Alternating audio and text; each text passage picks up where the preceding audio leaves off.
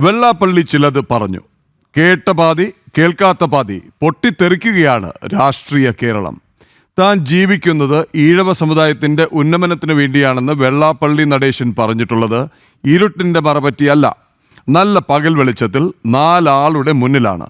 ഇതാദ്യമായല്ല അദ്ദേഹം ഇത് പറയുന്നതും. ഇനിയും മനസ്സിലാകാത്തവർക്ക് വേണ്ടി ഇന്ന് ഒന്നുകൂടി പറഞ്ഞു SNDP യോഗം ജനറൽ സെക്രട്ടറി. ഞാൻ സംസാരിക്കുന്നത് പാവങ്ങൾക്ക് വേണ്ടിയാണ്, എന്നെ ഈ കസേരയിൽ ഇരുത്തിയവർക്ക് വേണ്ടിയാണ്. അദ്ദേഹം പറഞ്ഞതെന്താണ്? കേരള സർക്കാർ ചലിക്കുന്നത് കാന്തപുരം പറയുന്നത് പോലെയാണ്. അപ്പുറത്തോ മുസ്ലിം ലീഗ് മലബാറിന് പുറത്ത് സീറ്റ് തേടുന്നു, മുഖ്യമന്ത്രി പദമാണ് ലക്ഷ്യം. അദ്ദേഹത്തെ കൊണ്ടത് പറയിച്ചതാരാണ്?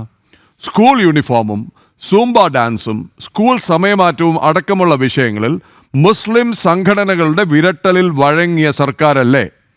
വിരട്ട് വേണ്ടെന്ന് വീമ്പിളക്കിയ ശേഷം സമസ്താപരാധം പറഞ്ഞ് തലയൂരിയ വിദ്യാഭ്യാസ മന്ത്രിയല്ലേ?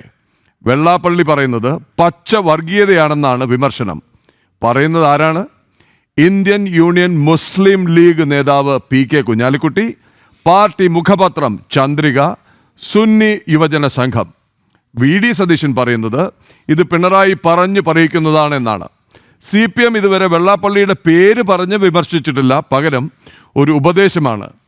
SNDP യോഗം മുന്നോട്ട് പോകേണ്ടത് മതനിരപേക്ഷത ഉയർത്തിപ്പിടിച്ചാണ് എന്ന്.